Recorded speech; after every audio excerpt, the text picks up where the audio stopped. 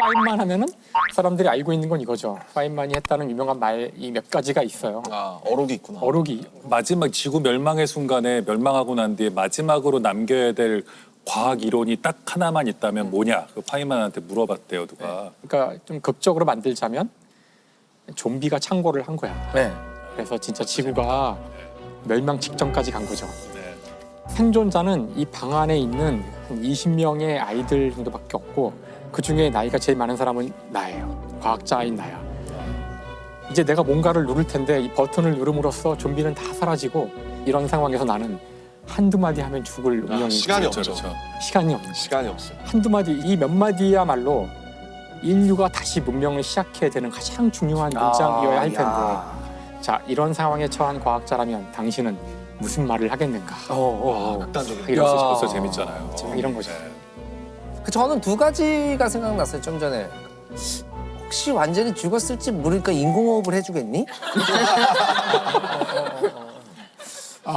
그리고 또 하나는 상대방의 감정에 귀를 기울였으면 좋겠다. 서로한테. 네, 서로에게 사회 공동체가 행복해지는 가장 기본적인 것들이라고 남의 생각해요. 말을 들어줘라. 네. 그래서 정석영 작가님은 저는 한 가지만 말해야 된다면 이빨 잘 닦자고 할 것 같아요. 되게 영화스럽다. 예전에 그 강제수용소에서 마지막으로 살아남은 사람들에 대한 이야기를 읽은 적이 있는데 이빨 잘 닦고 의관을 깨끗이 한 사람들, 자기가 자기 자신을 위해서 할 수 있는 걸 한 사람들이 제일 오래 살아남았다고 하더라고요. 아이들이 이빨 날마다 밥 먹고 닦을 수 있으면 다른 일도 잘 할 수 있을 것 같아요. 파인만은 그 시점에 과학자로서 자기가 해야 될 말은 사실 세상 모든 것은 원자로 되어 있다. 이 한 문장이라고 이야기를 했어요.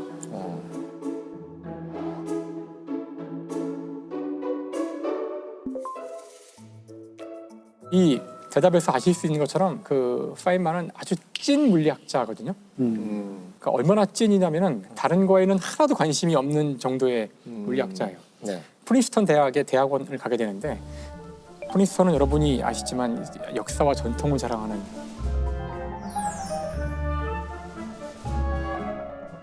입학 시험에서 뭐 물리학 수학은 다 만점이었는데 국어 성적이 떨어지고 역사 성적이 떨어져서 입학을 시켜야 되는지 논란이 있었거든요. 근데 그것에 대해서 파인만은 자연과학은 이 자연에 있는 실제 사실들을 다루는 학문이고 누가 하나 똑같은 결과를 얻게 된다는 거예요. 그걸 아는 건 되게 중요하다. 영어, 그러니까 국어란 것은 인간의 약속에 불과하다. 결국은 다 외우는 걸 텐데 여기에 나는 많은 시간을 쏟을 필요가 없다고 생각한다. 아까처럼 우리가 사랑 얘기 같은 거 하고 있으면 굉장히 싫어하죠. 그냥 사랑은 서로 정의할 수 생각하는 없으니까. 사랑이 다른데 이런 무의미한 얘기를 왜 오래 하나 이렇게 생각했어요. 명제가 없잖아요. 시작할 수 있는 명제가. 심지어는 그 철학에 대한 적대적 느낌도 있고 아, 적대적이에요? 철학에 대해서? 다 소용없다 이런 식의 생각. 사실 이런 모습이 제가 이제 그 학창 시절의 제 모습이랑 비슷해요.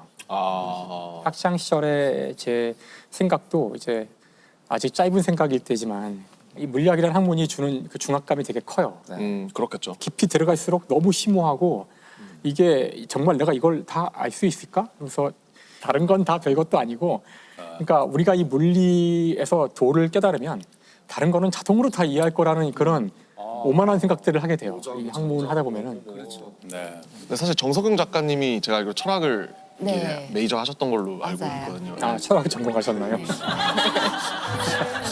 근데 저는 철학을 싫어하지 않아요. 저는 근데 잘 받아들일 수 있어요. 제가 졸업을 하지 않았고 중간에 학교를 그만둬서 한 17세기, 18세기 정도의 철학자들한테 머물러져 있다면 그 사람들은 다 철학자이면서 물리학자고 다 했죠. 수학자들이었어요. 저 시나리오 쓸 때 아까 물리학 법칙에 따라 쓴다고 했잖아요. 예를 들면 관성의 법칙 같은 것은 아무 일도 일어나지 않으면 그냥 그대로 있는 세계.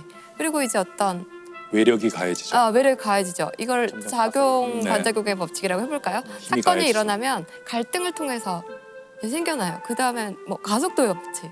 이제 자기 힘이 가해진 쪽으로 욕망이라고 할까요? 캐릭터와 욕망과 갈등이 있거든요. 이렇게 사실 시나리오에서 설명할 수 있어요. 그래서 제가 철학에서 많은 걸 배우진 않았지만 가장 인상 깊게 남는 말이 말할 수 있는 것과 말할 수 없는 것이 있다. 비트겐슈타인 비트겐슈타인. 말이죠. 그리고 우리는 말할 수 없는 것에 대해 침묵해야 된다. 말할 수 있는 게 물리학의 법칙인 것 같아요. 물리학자들이 아주 좋아하는 철학자죠. 아인슈타인. 그렇게. 그 문장이 주는 그 함의가 네. 크기 때문에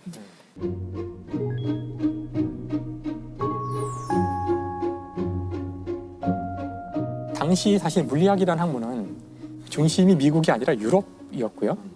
유럽의 물리학자들은 굉장히 고상한 사람들이었어요. 그래서 아인슈타인만 해도 아주 훌륭한 바이올리니스트였고요. 철학을 다 꿰뚫고 있었고 양자역학을 만든 하이젠베르크도 뮌헨이라는 도시에서는 피아니스트로 아는 사람이 있을 정도로 교양인들이 사실 물리학자였거든요. 당시에. 파인만은 정말 전형적인 미국 스타일의 말도 막 하고 뭐 교양도 없고 그다음에 아까 심지어 교양에 적대적이기까지 한 그 자서전에 가까운 책이 바로 파인만 씨 농담도 참 잘하시네요 라는 제목을 가진 책인데 바로 이 문장이 사실은 이 사람이 교양에 대한 그 적대감을 보여주는 문장이에요. 제목에 나오는 부분이 그 에피소드가 이제 파인만이 이제 프린스턴에 갔는데 대학원에 네. 그 입학한 첫날 그 학장이 불렀다고 그러더라고요. 티타임을 같이 가져서 네. 이 신입생과 같이 대화하는 시간인데 누가 와가지고 저 파인만 씨 차를 드리려고 하는데 크림을 넣을까요? 아니면 레몬을 넣을까요? 물어봤대요. 자기는 한 번도 이제 차를 먹어본 적도 없고 차에 이걸 뭘 넣어드는지도 모르는 거예요. 가만히 듣다가 둘 다요. 네. 그러자 이제 그 질문을 했던 그 사람이 헤헤헤헤 웃었다고 나와요. 헤헤헤 웃고서 아이 파인만 씨 참 농담도 잘하시네요 한 거예요. 네. 많은 사람들이 이걸 보고 막 웃었다 그러는데 아무도 웃지 않잖아요. 예. 전혀 안 웃긴데. 우리 차를 안 먹으니까 우리. 왜냐하면 크림이나 우유 같은 거에다가 레몬, 산을 섞으면 응고되나요? 응고돼서 침전돼요. 아 그러니까 그런 이건 절대로 같이 넣으면 안 되는 거거든요. 아. 그래서 사실 이게 그런 유머인데 제가 이제 이 유머를 했을 때 아무도 웃지 않는 걸 언제나 알기 때문에 그래서 이걸 우리나라식으로 바꾸면 우리나라는 이게 안 통해요. 우리나라는 어떻게 해도 아, 그렇죠. 섞어 먹어. 우리 다 넣잖아요. 다대기도 넣고 깍두기 국물도 넣고. 네. 그러니까요. 하면 우리나라 사람들이 좋아하는 그 단짠이라는 게 있잖아요. 아니 그걸 왜 섞어? 네. 이게 다 인간의 약속에 불과한 건데 알면 되는 건데 그걸 모른다고 무시한다거나 이제 그런 걸 되게 싫어했던 거예요. 권위를 싫어하고 하지만 이제 물리에서는 이 사람이 최고였죠. 프린스턴에 가서 불과 한 1년 만에 벌써 이미 논문이 2편 있어요. 이미 벌써 그 국제전을 낸 논문이 2편 있고 지도 교수가 보기에는 충분히 발표할 만한 중요한 업적을 낸 거예요. 그래서 한번 우리 학과 세미나에서 발표해봐라. 오. 그 세미나를 주원하는 사람이 그 거기 이제 학과의 유진 위그너라는 교수였는데 이 사람 노벨상 수상자가 될 사람이에요. 뭐지않아. 이제 이번에 뭐 어떤 분들이 들어오세요? 그랬더니 내가 듣기로는 아마 폰 노임만 교수님도 온다는 것 같던데. 그 노이만. 노이만. 네. 폰 노임만? 그래서 폰 노임만은 게임 이론을 만든 아인슈타인도 인정한 아마 단 한 사람을 꼽으라면 폰 노임만을 꼽을 만한 그때 바짝 쫄았죠. 유명한 사람이 온다고 했더니 또 한 사람이 그 파울리 교수가 지금 우연히 여기 와 있는데 이 사람 노벨상 수상자예요. 네. 노벨상이 몇 명이야? 얼굴이 노랗게 이제 변을 가고 있는데 보통은 거의 세미나에 안 오시는 아인슈타인 교수님께서 내일 오신다. 끝판왕이 왔네요. 아 진짜. 그때부터 이제 파인만은 사색이 돼가지고 준비를 너무 무서워가지고 일단 발표하기 전에 자기가 발표할 내용들을 칠판에 막 쓰고 있는데 아인슈타인 교수가 들어온 거죠. 자네가 오늘 발표하는 학생인가? 여기 차가 준비돼 있다네. 차 어디 있지? 그래서 차가 저기 있습니다. 하고서 가로치고 썼어요. 일단 아인슈타인의 첫 번째 질문에 답을 했음. 야 재밌다. 농담도 잘하시죠. 농담도 잘하시네. 농담을 잘하시죠. 잘하시네요.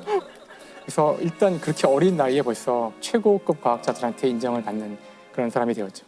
아직 21살이에요. 네. 파인만이. 스물한. 만약에 남준 씨는 그런 환경이 됐어요. 앨범 발표하는 날. 첫 쇼케이스에. 예, 그때 오셨으면 하는 존경하는 뮤지션은 누가 있을까요? 그때는 진짜 안 왔으면 좋겠고요. 안 왔으면 하는 사람. 안 왔으면 하는 제일 사람. 안 왔으면 하는 사람은 어.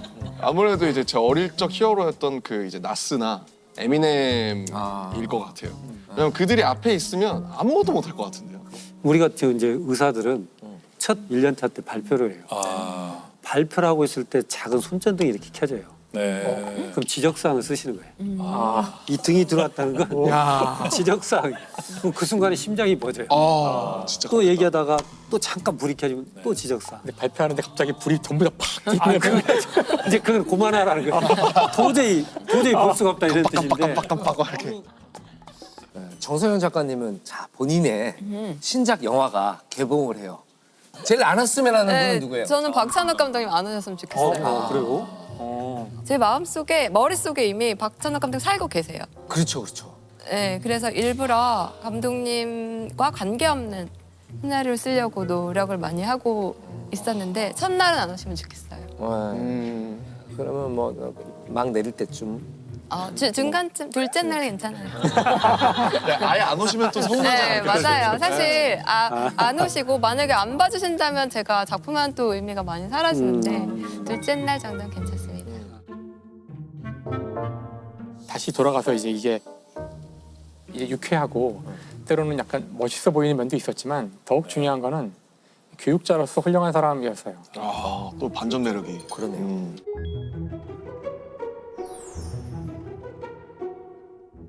이제 프린스턴에 있다가 전쟁이 끝나고 이 사람이 브라질에 여행을 갔다 와요. 브라질. 너무 좋은 거야, 브라질이.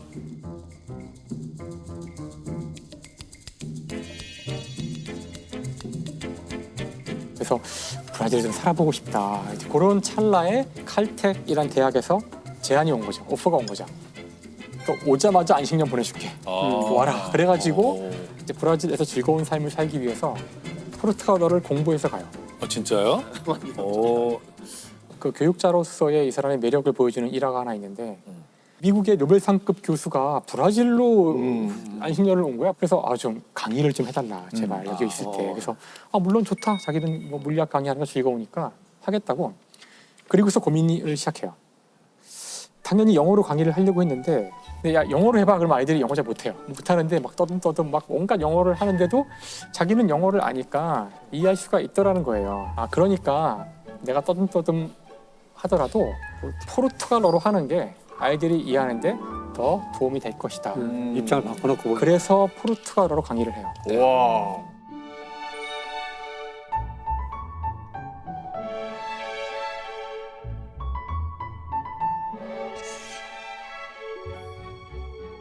이 이야기가 저는 굉장히 중요하다고 생각하는 게 현재 우리나라 대학에서는 영어 강의가 강제화돼 있어요.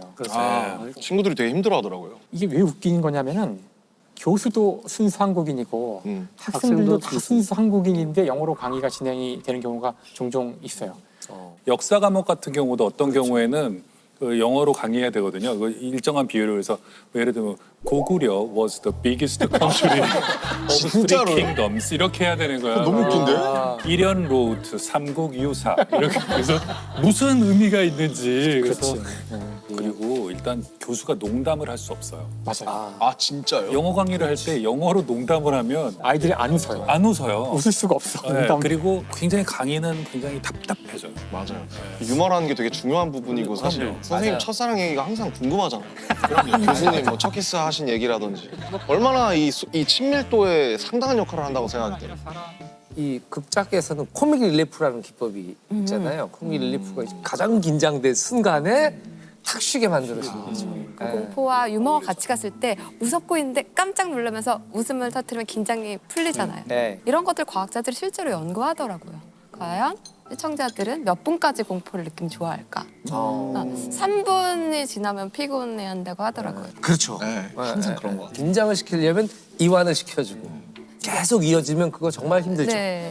네. 김사학 교수님 제가 듣기로는 또 파인만 이론에 대해서 잘 표현이 된 영화가 있다고 들었어요. 1965년 노벨상을 받았는데 대단히 어려운 내용이라서 네.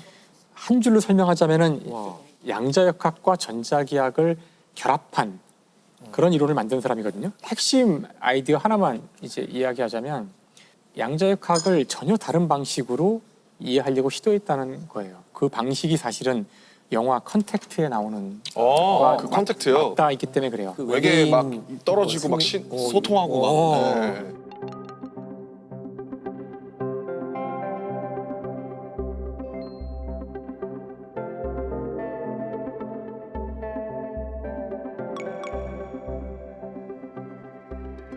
물리학에서는 기본적으로 세상을 이해하는 두 가지 방식이 있어요. 네.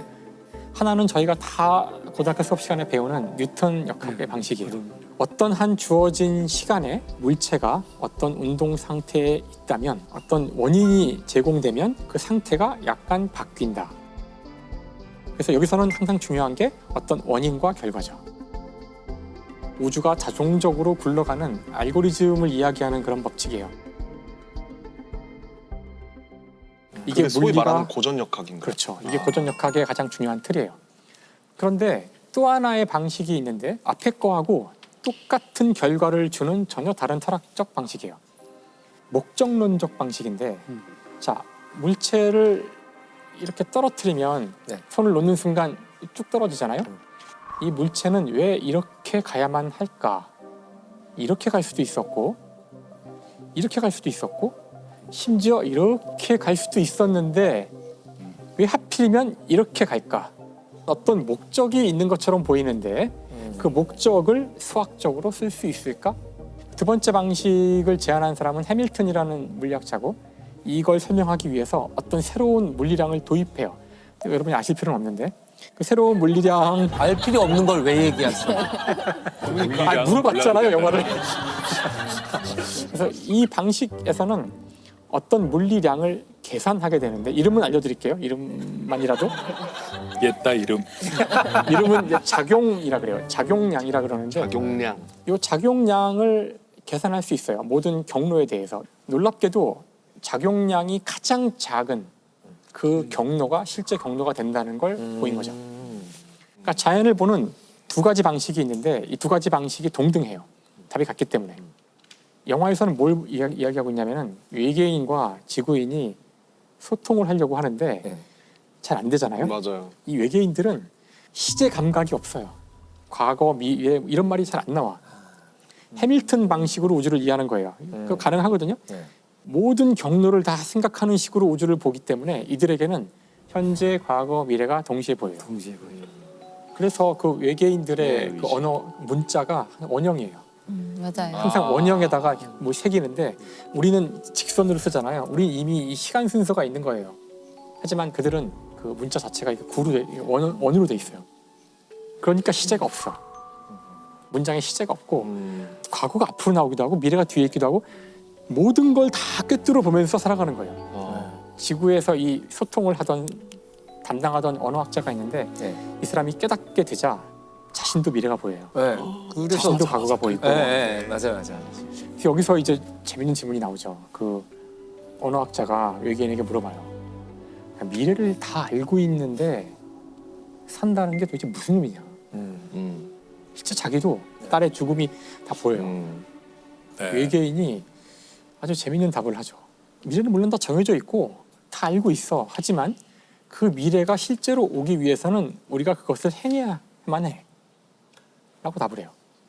가야 할 길이 이미 정해져 있지만 그 운명론의 좀 다른 버전이죠. 저는 이게 참 재밌는 것 같아요. 이걸 만약에 그냥 이론으로 설명했으면 이 영화의 내용을 저는 이해 못했을 것 같아요. 근데 딸이 그 영화 초반부에 딸이 죽는다는 걸 알잖아요. 그리고 나중에 가서야 과거에 죽은 걸 회상하는 거라고 네. 보였지만 네. 그게 아니죠. 알고 보니 미래. 알고 보니까 미래를 보고. 그러니까 우리에겐 과거 같아. 이 사람의 미래를 마음 아파서 따라가게 되죠. 맞아요. 되게 막 울고 그랬던 것 같은데. 딸이 비록 죽는다는 거 알았다 해도 나는 이 남자 사랑에 빠지고 또 마음이 아프고 맞아, 또 한 번 맞아, 딸이 맞아. 죽고 이 딸을 사랑하는 것이 과거에도 있었고 미래에도 있었고 맞아요. 현재에도 있다는 맞아요. 게 영화를 보는 체험이 이론을 이해하는 것과 동시에 일어났어요. 그래서 그 영화가 파인만이랑 어떤 관계가 있나요? 그래서 네. 그 파인만 이전에 있던 양자역학은 딱 뉴턴의 철학을 쓰는 거죠. 파인만은 그렇게 보지 않고 양자역학도 역시 모든 가능한 경로들을 다 간 것들을 몽땅 모아서 다 더해보면 양자역학이 툭 튀어나오지 않을까? 그래서 사실 양자역학적 레벨에서도 두 가지 체계가 가능하다는 걸 보인 거예요. 양자역학 고전역학에서만 세계에서도. 되는 게 아니라 양자역학에서도 아. 된다는 걸 보인 거죠. 그 만약에 저 영화 속에서 외계인들처럼 미래를 볼 수 있어요. 선생님들은 미래를 보시겠어요? 저는 미래를 이미 알고 있다고 생각해요. 우리 모두. 네. 우리는 모두 죽을 거죠. 어차피 궁극의 미래는 정해져 있다. 궁극의 미래는 정해져 있고 가까운 미래는 알면 재미가 없다. 우리가 영화의 줄거리를 보고 가지 않잖아요. 그렇죠. 그 결말을 알고 가지 않듯이 일단 재미가 없어서 볼 수가 없다. 우리 재미가 없다. 김성 교수님은 아까 신나서 얘기했지만 미래 보고 싶다고 볼 수가 없어요 사실. 그러니까 볼 수 있다면 보시겠냐고요. 보면 돌아올 수가 없거든. 아니 그게 올 수도 있어요. 이번에 특혜 안 된다니까. 서비스. 나 이분들하고 못 하겠어. 아니 그러니까 서비스로. 안 돼. 타협이 안 돼요. 오면 이렇게 다 꼬여서 안 돼. 알겠습니다. 알겠습니다. 정승영 근데 작가. 이렇게까지 얘기했는데 이 질문이 의미가 있나요? 간직업. 아니 MC가 이렇게 권위가 없어서야. 간직업. 네. 저요? 네. 예, 저는 빨리 할게요. 저는 과거를 보고 싶어요. 과거를. 네, 왜냐하면 저희는 사건을 보니까. 사건. 미래는 정답이네. 그 사람 속에서 과거를 해석하고 싶어요. 와 진짜 뭔가 너무 멋있다.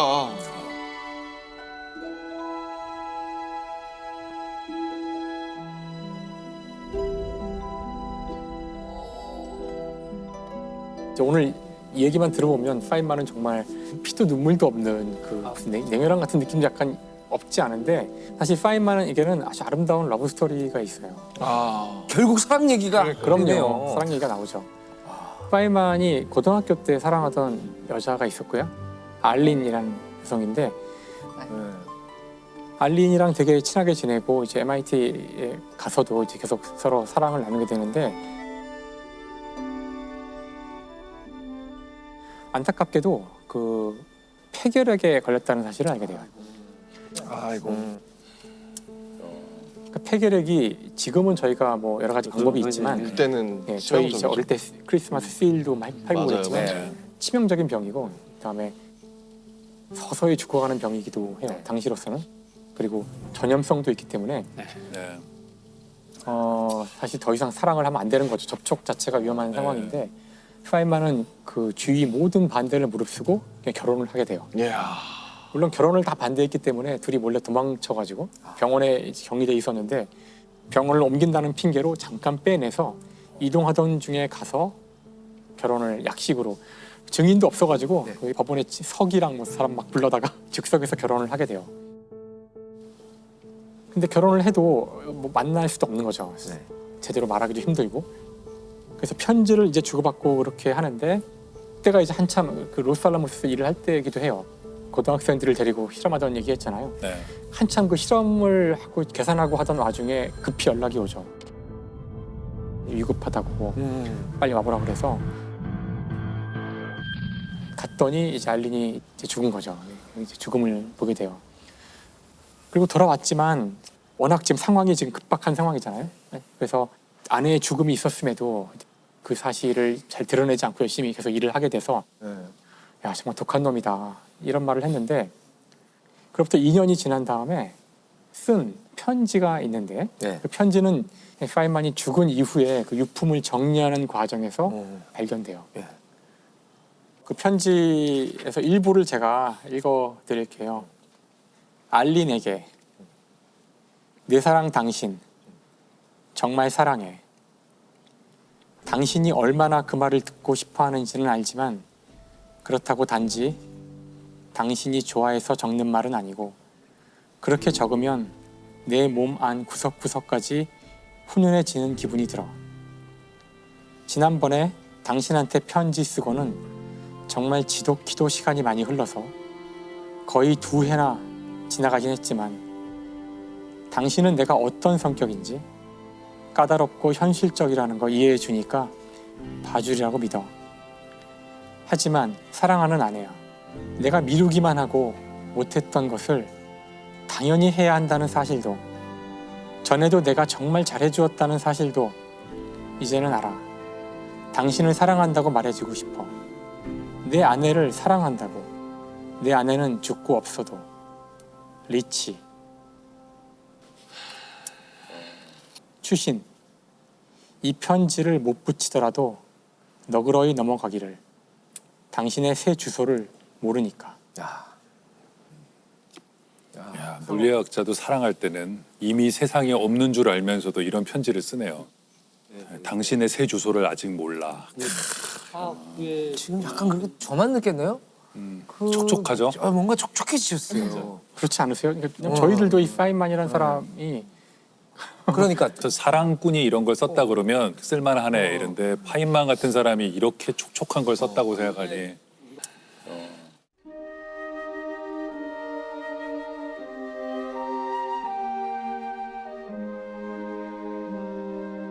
그래서 어떤 때는 사랑이 현존해야만 되는 거야. 현존하지 않고 그 어떤 그 자체로 역사성을 갖는 것 같아요. 사랑 계속되는 현재가 많네요. 네.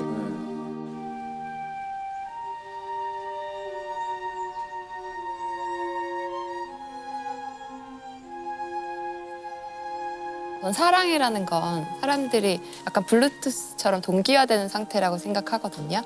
저 사람이 고통을 느끼면 나도 느껴지고 저 사람이 기쁠 땐 나도 기쁘고 그런 거라고 생각하는데 파인만 같은 사람은 자기한테 동기화되는 사람을 찾기 힘들었을 것 같아요.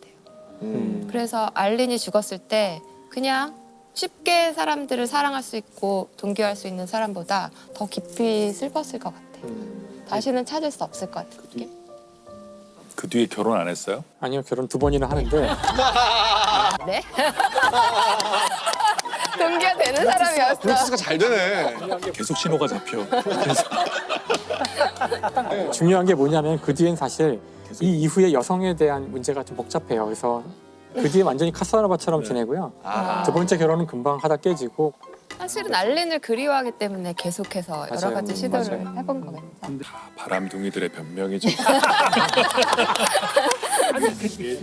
그래서 이제 요 스토리를 이제 끝내는 얘기를 해보자면 그래도 아름답게. 마무리. 아름답게 끝내보자면 파인만이 했던 이야기 중에 사랑에 대한 이야기가 하나 있는데 이 세상에서 가장 중요한 것, the most important thing이라고 썼어요. 가장 중요한 것은 물리학이 아니다. 그것은 사랑이다. 이 사람의 어록 중에 가장 좀 약간 이해하기 힘든 어록이긴 한데 나이가 들어서는 결국은 네. 그런 어록을 남겼어요. 생각해보면 굉장히 신비롭잖아요. 우리가 진짜 이게 누구를 사랑하고 그런다는 게 신비로운 거예요. 생각해보면. 수많은 종교들이 똑같은 말을 하고 있잖아요. 네. 서로 사랑하라는 이야기를 이타적으로 살아라, 사랑하라 이런 얘기를 하는 거 보면 그게 답인 것 같아요. 그래서 파인만 이야기도 사랑으로. 네. 네. But I think of love as something strong and powerful. E prendersi carica degli altri. 당신의 마음속에 있는 사랑도 한쪽에 묵혀두어서는 안 된다.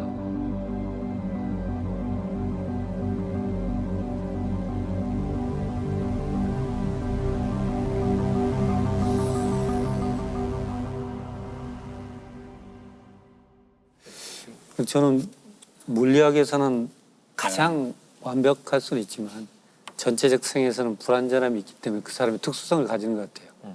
우리가 완전한 사람이라면 로봇처럼 똑같은 사람들만 존재할 것 같지만 우리가 하나씩은 불완전하기 때문에 우린 다양하고 특수한 사람들이다. 그런 생각이 들어서 그런 불완전함이 있기 때문에 파인만은 딱 한 사람일 수밖에 없다. 그런 생각이 듭니다. 그리고 마지막에 사랑이라는 어떻게 보면 물리학적으로 설명할 수 없는 걸로 인해서 불완전함을 또 완전하게 만들지 않았나 자신의 인생을 그런 생각이 들었습니다. 나사에서 일하는 과학자 이름은 미미 아웅이라는 아웅? 이름인데 미미 아웅. 아웅. 네.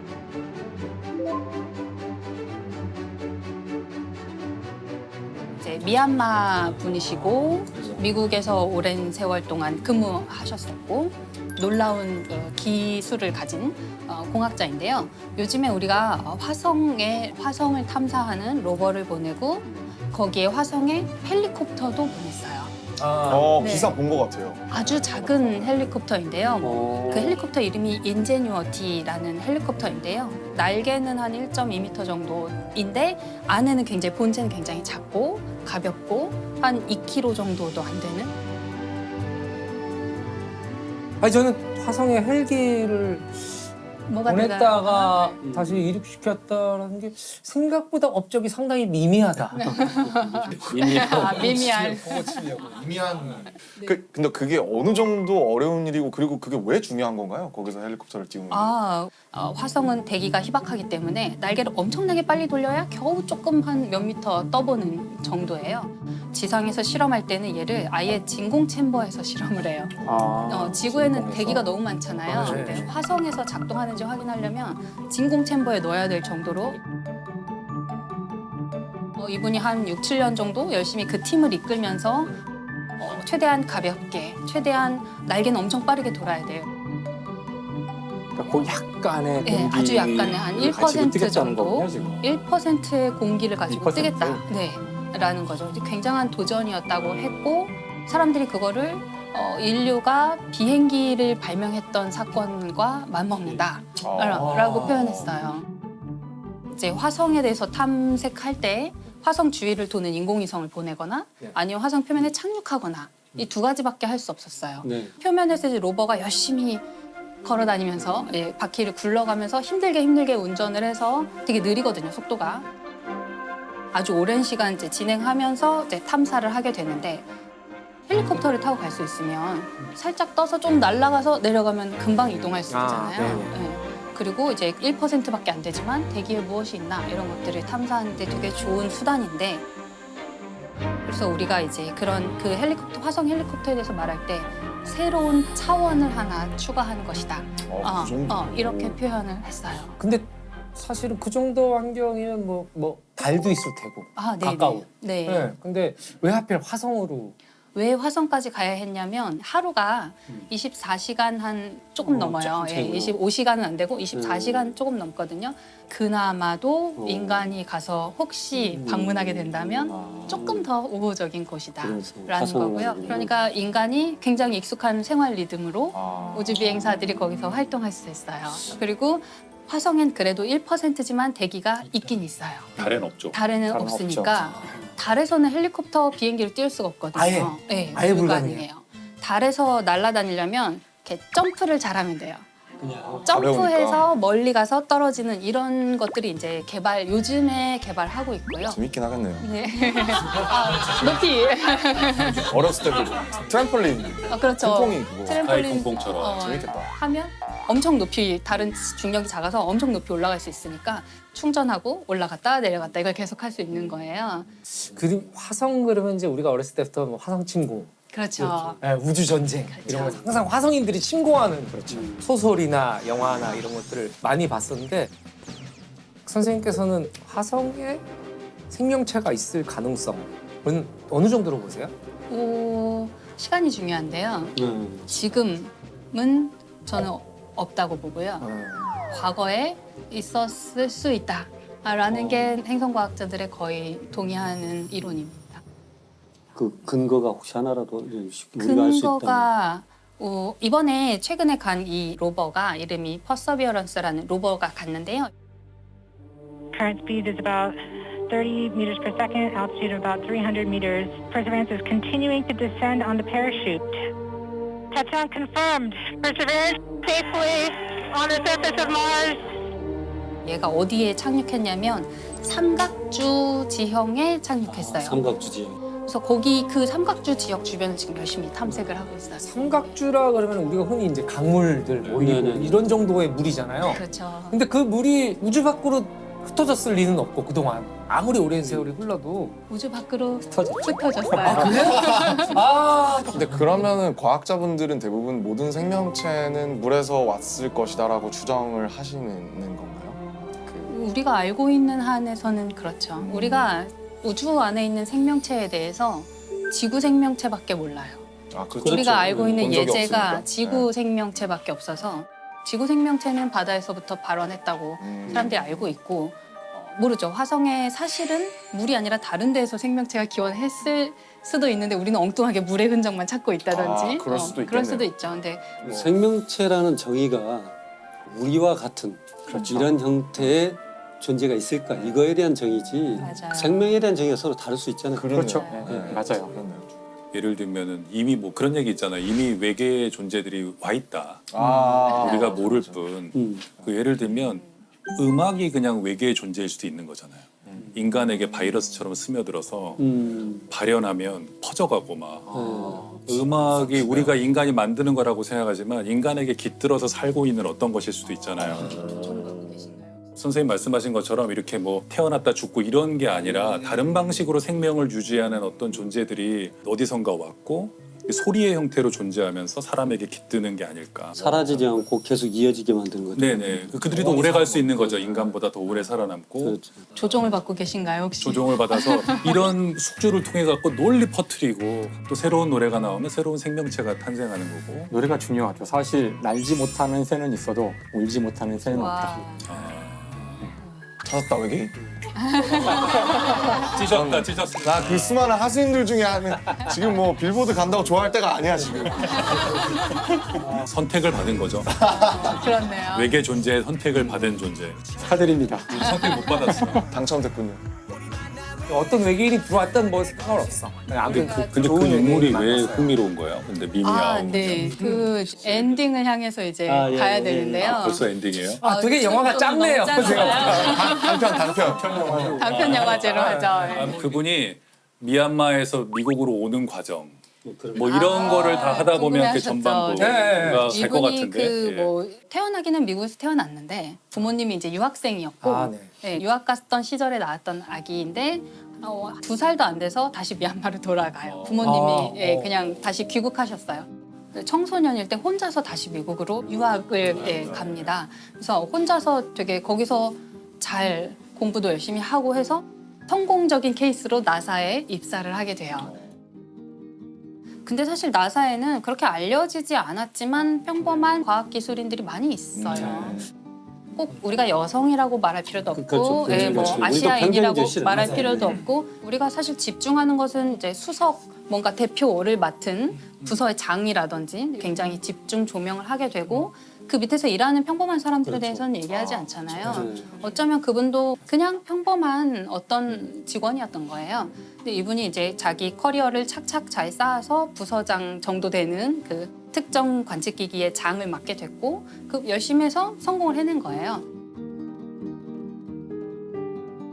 이분을 제가 이제 처음 알게 된 것은 그 화성에 헬리콥터가 도착해서 헬리콥터 첫 비행 시연을 하는 것을 유튜브로 당시에 라이브 중계를 했거든요. 생중계를 보고 있었는데 같은 옷을 이제 맞춰 입은 팀원들이 옷을 맞춰 입고 그 관제실로 보이는 곳에서 이렇게 신호를 계속 기다리다가 성공했어! 라는 신호가 왔을 때 이렇게 다 같이 환호하는 그런.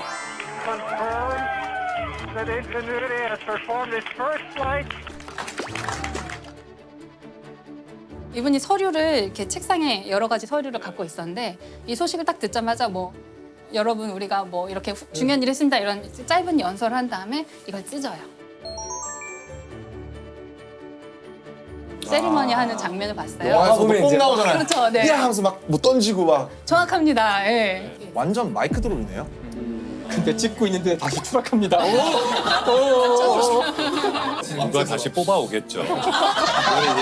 네, 그렇죠.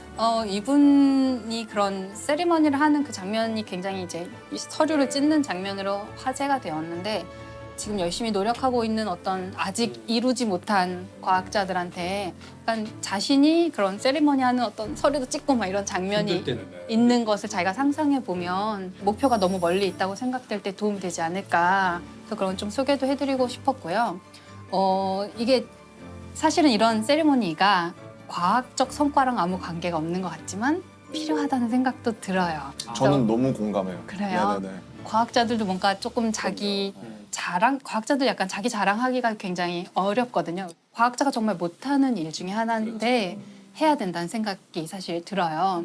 그걸 보시는 국민들, 전 세계에 있는 지구인들 모두가 좀 희망을 갖고 관심을 가져줄 수도 있는 것 같아요. 이런 당연히. 예를 들면 우리가 누리호 로켓 발사 성공했을 때 이제 실패를 몇 번 하다가 마침내 성공했을 때 성공하는 장면을 또 그때도 이제 생중계를 했잖아요. 가누리고. 네.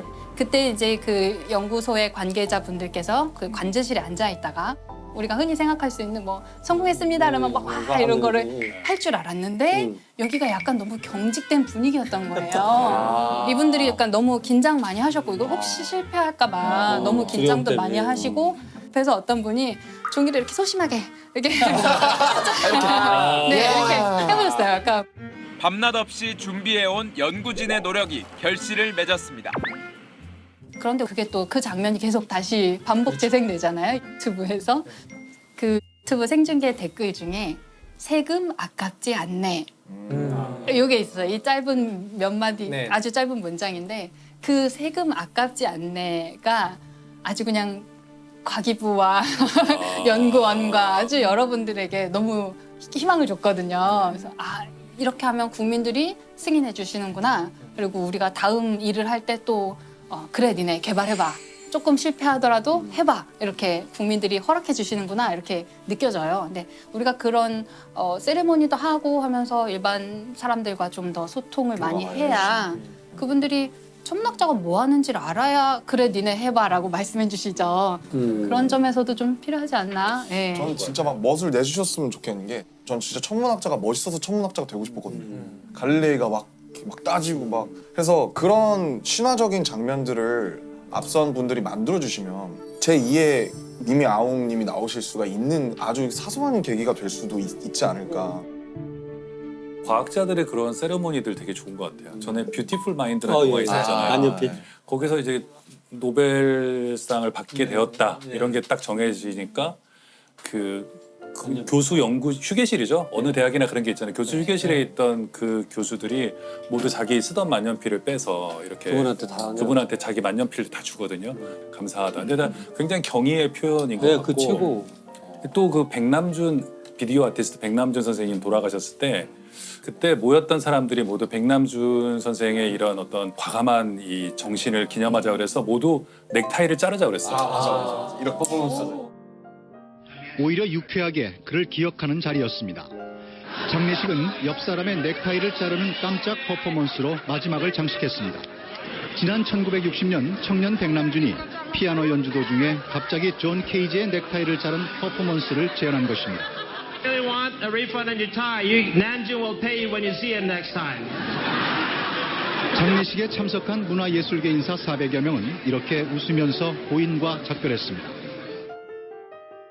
근데 그때 그거를 좀 어느 정도 알고 오신 분들은 넥타이를 싼 걸 메고 오셨는데 예상 못하고 추도식에 참여했다가 뭐 자르는 거야? 그래서 다들 오면서 잘라가지고 네, 하지만 그 장면 이렇게 보셨죠? 딱 그게 영상으로 보면은 다들 굉장히 어떤 의미에서 좀 즐거워하기도 하고 약간 쾌감도 네, 느꼈을 그렇죠. 것 같아요. 이게 백남준의 그래? 정신에 딱 맞는 그런 그렇네요. 퍼포먼스였어요.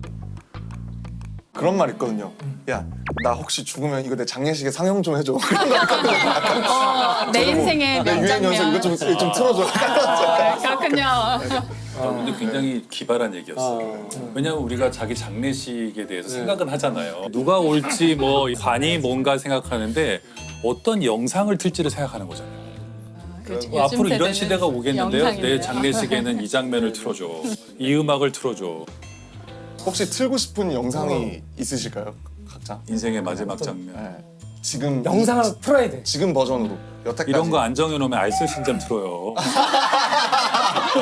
정해놓고 유언을 남겨야 우리가 원하는 걸 틀지 아니. 저는 광고도 있어야 왜 그래. 대한민국 최고의 물리학자 김상욱 교수와 함께 인류를 위한 선물이라 할 수 있겠군요.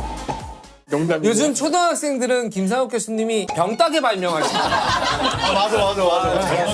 그러니까 멋진 장면을 하나 잡아야겠네. 멋진 장면을 정해서 이렇게 딱 지정을 해줘야 되겠다. 이건 장례식장에는 약간 유머가 있으면 사실 더 좋거든요. 맞아요. 훨씬 세련돼요. 네. 선생님은 어떤 영상을? 그것이 알고 싶다는 아니겠죠? 알고 싶은 게 없어요. 저는 그런 건 있어요. 지금도 제가 우리 전북대학교 병원 장례식장 지하에 부검실이 있어요.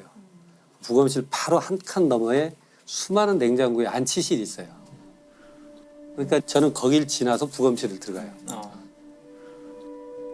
제가 아마 사망하면 우리 식구들은 디스카운트가 되기 때문에 우리 거길 모실 거예요, 제가. 그럼 전 냉장고에 들어가 있고 그날도 어김없이 벽 너머에서 누군가가 부검을 하고 있을 거예요. 그때 내가 그러죠. 슬퍼하지 마라. 내가 저쪽에 있더라도. 그리고 참 독특하게 경험했던 건 제가 호주 이제 빅토리아 멜번 법의학연구원 가서 깜짝 놀랐어요. 시신을 처음 갔는데 피부가 여기저기 떨어져 나가고 뭐 이상해요. 봤더니 미리 사전 동의를 해놓으면 사인과 무관하면 피부를 다 뗐어요. 그 연골도 다 떼고 각막도 다 떼고 그래서 그걸 기증을 해요.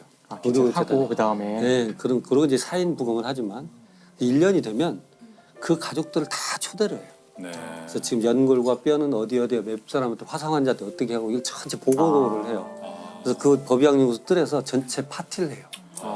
그렇게 해서 그게 죽음이 끝이 아니라는 거.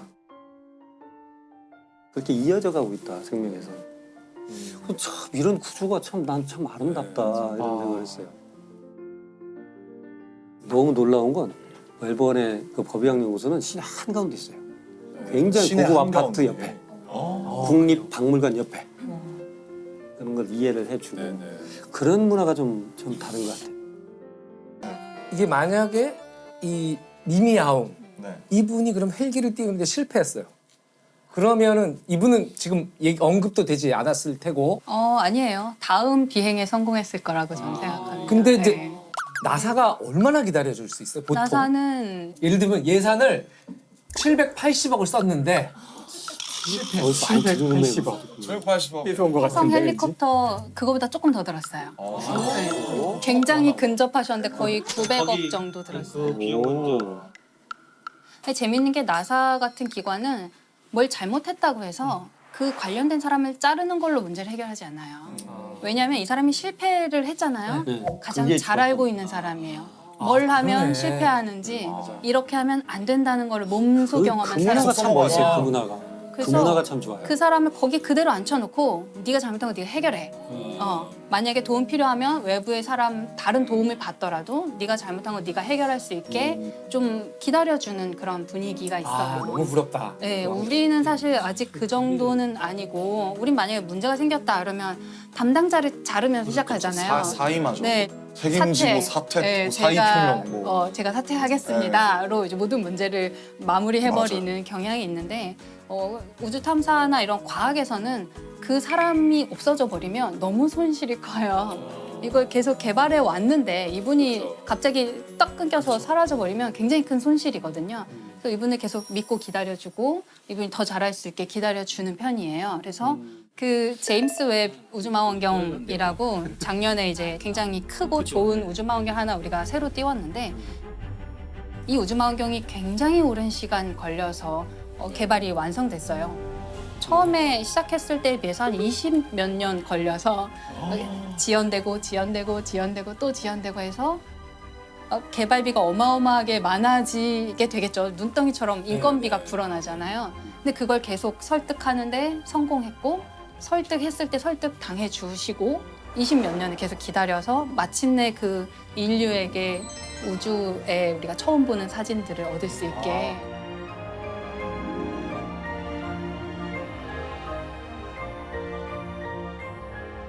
제임스 웹 우주망원경의 전신이라고 할 수 있는 허블 우주망원경을 사람들이 처음에 허블 우주망원경이 처음 올라갔을 때는 막 많은 사람들이 경쟁을 해서 관측을 쫙 여러 가지를 했어요. 그러고 나서 허블 우주망원경의 수명이 아주 상태가 너무 좋아서 임무를 연장시키고 하다가 나중에는 아주 엉뚱한 제안을 누가 한 명이 해요. 아무것도 보이지 않는 곳을 한번 보자. 트자. 네. 보통 이제 보이는 것을 더 잘 보려고 근데 다 미쳤다고 하는데 그랬다면서요. 네, 그 기회를 아무것도 날리냐. 없는 데를 보자. 근데 아무것도 없기 때문에 아주 오랫동안 지켜봐야지 희미하게 볼 수 있는 거예요. 그래서 이 비싼 우주망원경의 시간을 내가 한 열흘 쓸게. 뭐 예를 들면 이런 식으로. 그리고 며칠 동안 아무것도 없는 곳을 열심히 봤는데 그 안에 수천 개의 은하가 있는 거예요. 아무것도 없다고 생각한 공간에.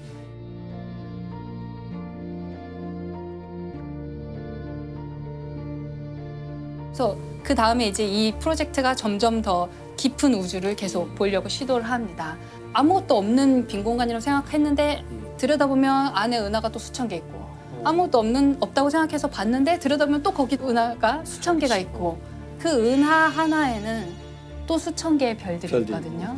너무너무 우리가 알지 못했던 깊은 우주를 지평을 완전히 넓혀주는 거고 두세 시간 쓰는 것도 그렇죠. 경쟁해서 쓰는 건데 열흘을 보이드를 찍겠다 그랬으면 저 사람 뭐 머리가 어떻게 된 거 아니야? 막 그랬을 거 아니에요 진짜로. 당연히 그런 반발이 있었겠죠. 근데 누군가는 아마 그 가치를 알아주는 사람이 한번 해봐라. 있었을 것 같아요. 믿고 해봐. 사실 우리가 그 실수나 실패에 대해서 관대할 맞아요. 필요가 있는데 맞아요. 실수나 실패는 당연히 있을 수밖에 없어요. 그렇죠. 이 일의 성격상 아까 같이 한 번도 본 적이 없는 것을 보거나 한 번도 뛰어본 적이 없는 기계를 띄우는 이런 상황에서 처음 해보는 거니까 수많은 실수와 실패가 있게 마련이라서 저희끼리 농담으로 365일 가운데 364일을 실패하고 이제 하루를 성공하는 게 과학 기술이거든요. 그래서 실수하는 건 당연하기 때문에 더 중요한 것은 실수를 하는지 안 하는지가 아니라 좋은 실수를 하는지 나쁜 실수를 하는지가 더 중요한데 그걸 가르는 것이. 그러니까 좋은 실수를 하기 위해서는 첫 번째 실수를 숨기지 말아야 돼요. 그렇죠. 다른 사람한테 숨기지 않는 것은 물론이고 여기서 더 중요한 포인트는 자기 자신도 속이지 말아야 돼요. 자기 합리화? 자기 자신도 속이고 싶을 때가 있거든요. 아, 그럴 것 같아요. 그렇죠. 과학기술계 자기 그런 사건들이 자신을 있었죠. 속이면 안 되고 그다음 두 번째로 중요한 것은 실수가 이제 시작되는 시점들이 이거 잘못했나? 이럴 때 그 실수를 끝까지 완벽하게 완수해야 돼요. 제대로 실수해야 돼요. 실수인 줄 알면서도 실수가 끝까지. 진행될 때 이거 뭐야 하고서 아니면 숨기거나 그만두는 게 아니라 어차피 지금 안 됐을 때에도 정신을 차리고 그 전 과정을 기록을 해야지만 이 실수가 반복되지 않거나 또는 이 실수가 아닐지도 모르는데 그렇죠. 섣불리 판단한 거거든요. 그래서 실수를 제대로 저지를 것. 그래서 이것이 저희가 보통 이야기하는 실수를 잘하는 좋은 실수를 하는 방법이에요. 그 아까 실패 말씀하셨는데 문화예술계도 그런 게 있어요. 그러니까 예술가들을 지원하는 다양한 것들이 있는데 괜찮은 나라와 괜찮은 문화를 가진 곳일수록 결과를 즉각적으로 요구하지 않아요. 네네. 그냥 그 아티스트가 와서 우리 기금을 받고 1년 동안 왔다 가고 10년 후에 결과가 나와도 그때 반영하면 되잖아요.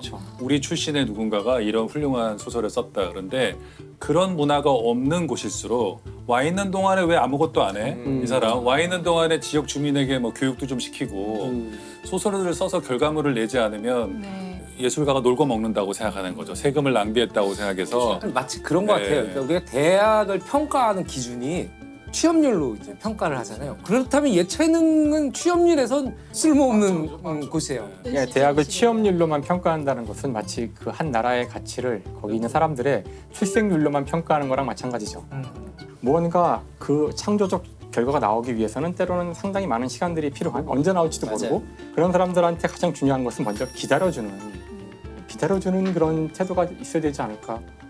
혹시 달에 묻힐 기회를 누가 준다면 선택하시겠어요? 달을 요즘 연구하고 계시잖아요. 죽은 다음에 가는 거군요. 네. 의향이 있습니다. 아. 네, 새로운 질문이 달에 있네요. 묻어드리겠다. 달을 평생 네. 연구해 오셨으니 저희 과학자들이 이번에 떠나는 우주선에 유해라던가 아니면 뭐 이렇게 만들어서 달의 어떤 분화구에 굉장한 영광이고요. 분화구가 아니라고 뭐죠? 그 크레이터라고 하나요? 크레이터에 네. 그 실제로 명왕성을 발견하신 톰보라는 천문학자의 유해가 명왕성 가는 탐사선에 실려서 갔고요. 아직 가고 계세요? 도착하셨는데 이제 거기 착륙 못하고 계속 가고 계세요. 지나서 이미 명왕성인데 하고 계속 저기 묻혀야 되는데 잠깐 아저씨 잠깐만요. 세워주세요. 스톱. 다음 정거장은 몇 억광님. 또 별에 다른 행성에 묻히는 것도 영광스러울 수 있는데 후손들이 추석 때 좀 힘들겠네요. 아니, 달을 보면 너무 되죠. 좋죠. 달을 보면 되죠. 제사를 안 지내도 되고 네, 성묘를 달을 보려. 오지 않아도 그렇지. 되니까. 마음용으로. 할머니 저희 계신다. 인사드려라. 근데 우리 BTS는 노래가 이제 우주로 가잖아요. 감사합니다. 그 우주인 플레이리스트에 있다면서요. 네네. 우주인들을 또 달로 보내려고 하는데 처음에 연습을 해요. 그래서 근처까지만 갔다가 지구로 돌아오고 이런 몇 번 연습한 다음에 이제 멀리 달까지 보내거든요. 그런 연습을 할 때 이제 우주인들의 좀 마음을 조금 편안하게 해주려고 배경음악을 좀 고른대요. 영광의 거기에 이제 BTS 노래가.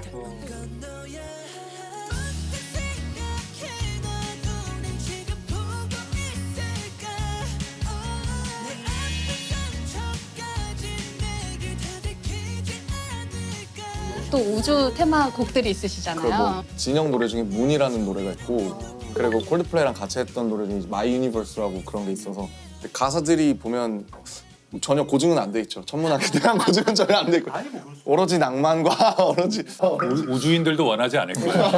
철저한 고증. 좋은 지적이세요. 네. 근데 명왕성 가사가 있잖아요. 그 134340 그게 명왕성의 그 소행성 번호거든요. 그래서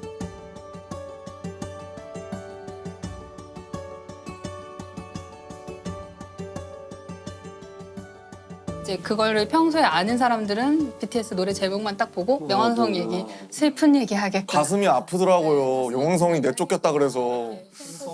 네, 가슴 아픈 얘기 하겠구나 이렇게 생각할 수 행성이 있죠. 되지 못한 소행성. 인정받지 못한.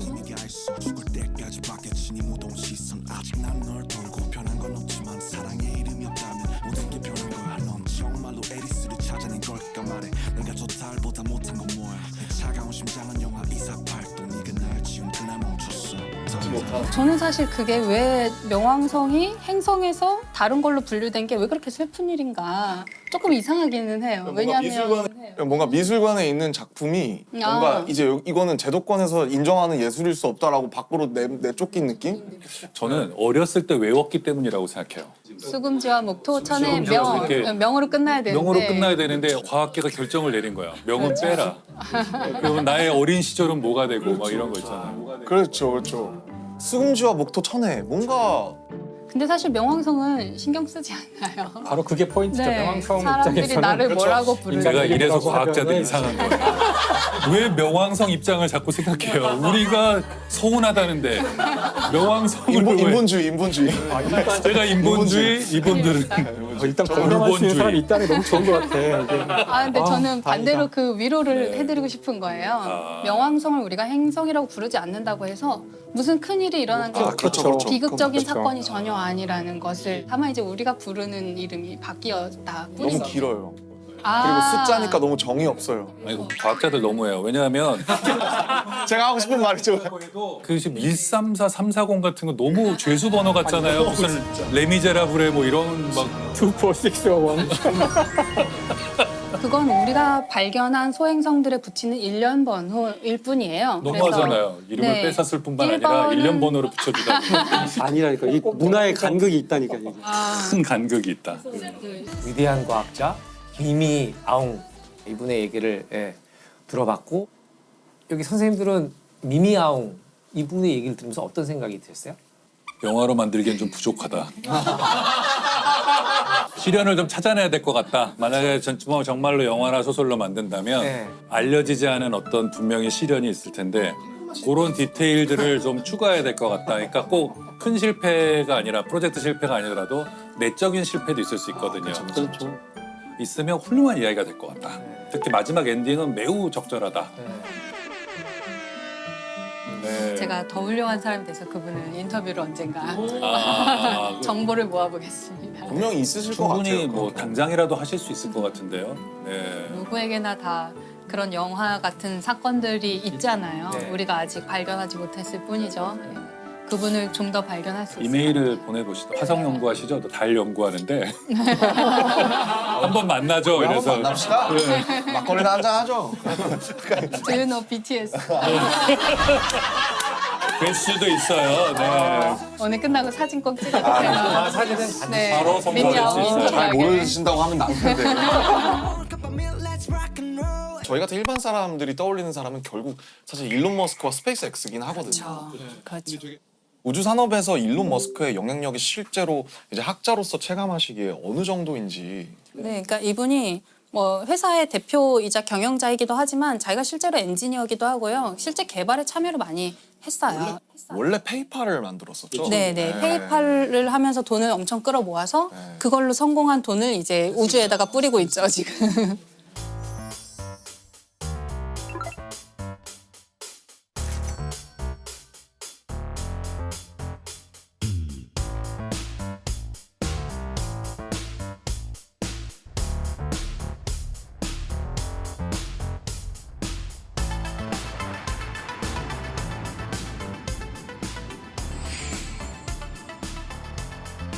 듣기로는 위성을 3,000개를 쏘아 올렸다. 예, 뭐 한 번에 막 수십 개씩 계속 쏴가지고요. 아, 그렇게 많이 돈이 많나? 돈이 많아.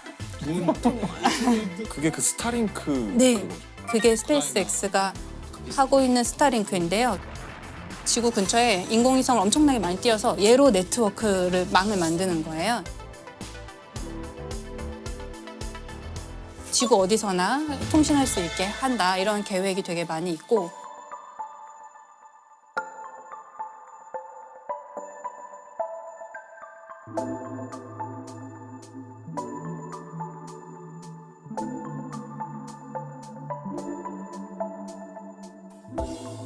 사실 정말 궁금했던 게 인공위성을 스페이스X에서만 쏘아 올린 게 3,000개가 된다고 하잖아요.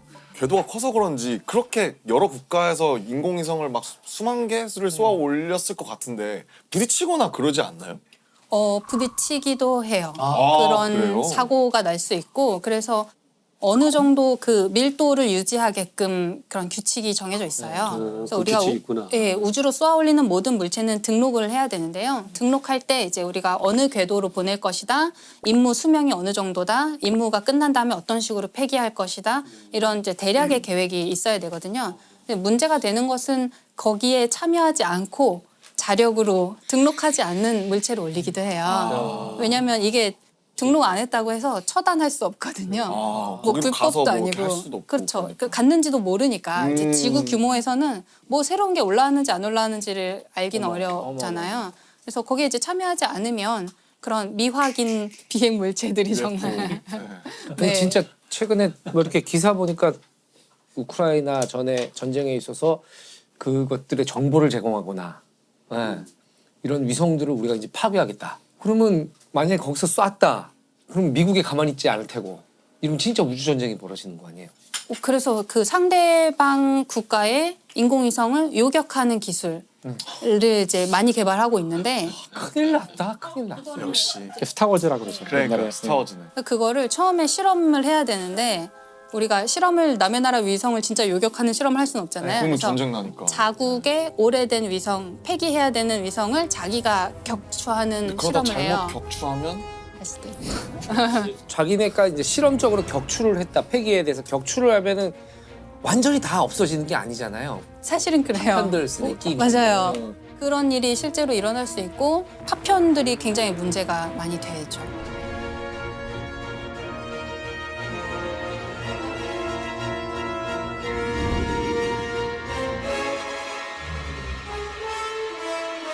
실제로 민가에 떨어져가지고 그러니까 그게 떨어질 수도 있는 거죠. 떨어질 수도 있어요. 대개는 이제 바다로 떨어지게 통제를 하는데요. 애초에 통제가 잘 안 되는 고장난 뭐 이런 경우에는 어디로 떨어질지 통제하기 어렵죠. 자, 그러면은 되게 저는 생소한 말이었는데 일론 머스크가 인류를 뭐 다행성 종족으로 만들겠다라고 네. 선언을 했다는데 그게 이제 일론 머스크 같은 큰 사람이 얘기를 하면 일파만파 전파가 되니까 그런 건데 그렇죠. 일단 트위터를 인수하셨으니까. 네.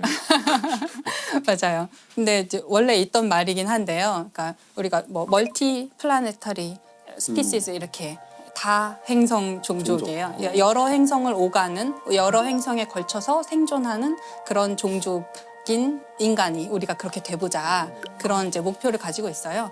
뭐 화성에 사람을 이주시키겠다. 그래서 장기간 거주하게 만들겠다 이런 얘기를 하고 있고.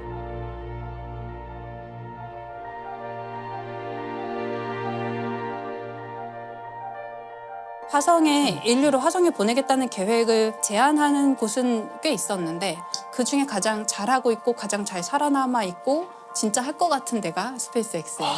일론 머스크가 50년 내에 화성에 정착촌을 세우겠다. 네. 그게 가능성이 어느 정도 되는 거라고 보세요? 50년은 좀 도전적인 목표일 것 같긴 한데요. 예를 들어서 스페이스X가 제안하고 있는 개념 중에 우주에서 주유하는 게 있어요. 주유요? 네, 기름을 넣는 거예요. 기름 넣는 네. 거. 왜냐하면 멀리 가려면 또 방향을 많이 바꾸려면 연료가 많이 필요한데 연료는 무겁잖아요. 그게 기름이에요? 우주선 연료도? 네, 등유를 쓰기도 하고 고체 연료를 요즘에 쓰기도 하고 아무튼 그런 이제 우주 공간에서 막 돌아다니려면 연료가 있어야 되는데 연료가 무겁잖아요. 네. 그 무거운 거를 우주로 쏘아 보내려면 또 연료가 많이 필요해요. 그렇군요. 그러면 또 연료를 많이 주면 또 무거워요. 이게 이제 로켓 방정식의 저주라고 사람들이 얘기하는 공식인데 로켓 방정식의 저주. 네, 지구를 탈출하기 위해서 드는 연료와 에너지량을 계산하는 건데요. 연료를 많이 싣고 가고 싶은데 그러면 연료가 또 필요하고 이거예요. 그래서 어디선가 타협점을 어디선가 찾아야 되는데 스페이스 X 같은 데서 제안하는 거는 일단 띄워요. 일단 해서 우주공간 띄워놓고 기름만 가지고 있는 연료만 가지고 있는 우주선을 또 띄워서 우주공간에서 도킹을 시켜서 급유를 하는 거예요. 그래서 주유를 해주고 얘는 다시 지구로 돌아오고 그럼 얘는 우주공간에서 이제 더 멀리 갈 수 있는 에너지를 다시 갖게 되잖아요. 미 공군이 사용하는 공중급유기를 우주에서 하겠다는 거죠. 네, 그걸 이제 좀 더 큰 규모로 하려고 하는 거죠. 그래야지 화성까지 가서 화성에서 착륙했다가 뭐 만약에 필요하면 화성에서 다시 돌아올 수도 있고 또 다르게 접근하는 데도 있는데요. 예, 아랍에미리트 연합이라는 나라가 돈이 많아서 그런가요? 그렇죠. 그렇겠죠. 네. 일단 자본이 뭐. 네, 거기는 이제 석유로 자본을 많이 가진 나라고 그런데 석유가 한계가 있잖아요. 그렇겠네. 언젠가는 바닥 날 거란 말이에요. 그러면 석유를 가지고 경제를 부흥시킨 이 나라는 다음 단계를 이제 미리 대비를 해야 돼요. 그것은 개인 과학자의 차원이 아니라 어쩌면 국가 차원의 미래를 위한 대비일 수도 있겠어요. 이 아랍에미리트가 화성에 2117년까지 도시를 만들겠다. 2117년. 네, 2117년까지.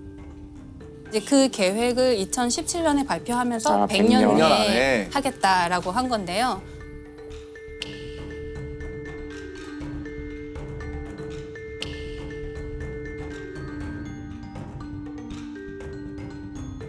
국가 차원에서 굉장히 우주 탐사를 갑자기 막 속도를 엄청 빠르게 진행시키고 있어요. 인공위성을 띄운 지도 사실 얼마 안 된 나라거든요. 그 인공위성 띄울 때 우리나라 기업에서 기술을 되게 많이 전수해줬거든요. 외부의 도움을 되게 많이 받았던 완전 우주 탐사에서는 신생 국가인데 갑자기 화성에 사람 보내겠다라고 하니까 사람들이 웃었을 수도 있잖아요. 근데 지금 벌써 화성에 탐사선 보냈고요. 아, 보냈어요? 네, 진짜요? 몇 년 만에. 그러니까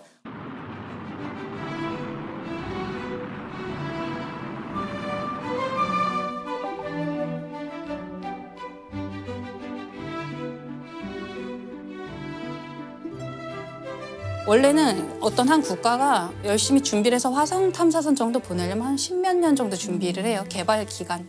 근데 이 나라는 몇 년 만에 보냈어요.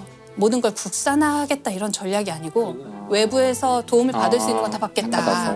이런 전략을 좀 선택한 것 같아요. 왜냐하면 여기는 우주 탐사를 잘하는 것도 목표지만 화성에 가야 된다는 실제적인 목표가 있기 때문에 첨단 과학부라는 이제 정부 조직이 있는데 거기 장관이 사라 알 아미리라는 장관님이 장관도 하시고 화성에 간 그 아말 프로젝트의 담당자기도 해요. 그래서 자기가 실제로 공학자기도 하고 교육에도 굉장히 관심을 많이 가져서 화성 탐사, 뭐 우주 탐사 이런 걸 하면서 그거에 대한 내용을 교육에 아이들 학교에서 굉장히 많이 가르치게 바꿨다고 하더라고요. 교육 과정을 바꿔서 우주 탐사가 당연한 거야 라고 가르치는 교과서를 배우고 자라는 아이들은 우리랑 세대가 완전히 달라지는 사고방식이 달라지는 거죠. 화성 가겠다, 화성 이주하겠다가 국가의 테마가 된 게 재밌더라고요. 현실적으로 가능할까요? 제 세대에서는 가는 거는 가능도 할 것 같아요. 근데 가서 장기적으로 존재하느냐 그리고 또 가서 번식을 하고 다음 세대까지 살 수 있게 하느냐 그거는 조금 더 먼 미래가 아닐까 싶은데요. 되게 재밌는 게 그거를 우리나라 외교부에서 연구를 한 적이 있어요. 그래요? 네. 근데 왜 외교부죠, 근데? 그게? 그게 되게 중요한 지적이신데요. 왜 외교부에서 이제 전문가에게 연구 용역을 준 거예요. 어떤 연구를 하냐면 예를 들어서 한 100년 정도 후 뭐 화성에 사람이 살 수 있고 오래 거주할 수 있는 환경이 된다고 치면 그때의 정치, 국제사회 관계, 지구와 화성 사회의 관계는 어떠할까? 화성을 정치적인 어떤 국제 관계로서 보는 거군요. 그러면 네. 외교부 직원이 파견 나가야 되는 거죠. 그럴 수도 있죠. 투표권을 줘야 되는지. 그렇죠. 그리고 화성에 오래 생존을 하고 있으면 이 사람들이 자치권을 요구할 수도 있죠. 우리 더 이상 뭐 한국 사람 안 하고 우리 나라 세울 거야 이럴 수도 있고. 그러니까 지금은 우주 공간에 있는 것은 다 평화적으로 사용해야 되고 누가 개인이나 어떤 국가가 소유할 수 없어요. 그런데 최근에 바뀐 게 미국 정부에서는 달에서 흙을 얼마쯤 가져오면 그게 뭐 그람당 얼마 이런 식으로 해서 팔 수 있게 해주겠다. 국가가 이건 사주겠다. 민간 기업한테 약간 장려하는 느낌인데요. 그렇죠. 그래서 달 좀 가서 파와라 네, 이런 네. 느낌인데. 그러면 다 미국 정부의 입맛에 맞게 탐사를 하려고 하겠죠. 그리고 나중에 미래에는 뭐 정말 우리가 정착촌이 형성된다면 그 뭐 땅은 모두의 땅이지만 그 기지는 우리 거야라든지 기지 안에 있는 뭐 바닥에 깔아놓은 매트 우리 거니까 밟지 마라든지 다른 형태의 소유권을 주장할 수도 지금 남극이 그렇지 않나요? 남극도 네, 남극도 소유 못하죠. 근데 소유는 못해요. 기지는 자기 거인 거죠. 저는 화성도 만약에 여러 정착촌이 여러 나라 정착촌이 있다면 결국에는 우리 여기서 일어나는 일은 지구까지 보고하는데 몇 년 걸리고 우리끼리 해결하는 뭔가를 만들자 하고 분명히 있을 문제는 지구에서 자꾸 뭔가 시킬 거거든요. 야, 너네 뭐 좀 채취해서 보내. 뭐 좀 하는데 정작 화성에 있는 사람들이 그걸 하려면 우주복 입고 나가갖고 너무 힘들고 막 이런데 야, 이거 언제까지 우리가 이거 지금 계속 받아야 되지? 이런 순간이 올 거라고 생각해요. 독립하겠죠. 네, 독립하자. 이거 연락 끊자. 손절. 야. 이걸 누가 했냐면 그런 게 이제 국제 정치나 이런 거를 연구해 본 경험이 있는 사람들이 잘할 수 있는 거죠. 그걸 전공하셔서 석사를 받으시고 SF 소설을 쓰고 있는 배명훈 작가님이 그걸 했어요.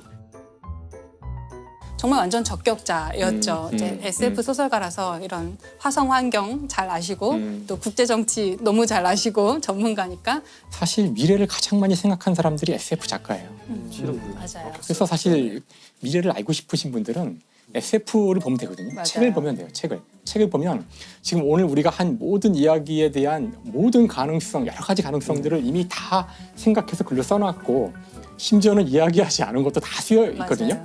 아마 그것이 우리가 미래를 시뮬레이트하는 가장 좋은 방법이 뭐 해보는 것보다 SF 소설을 보는 거죠.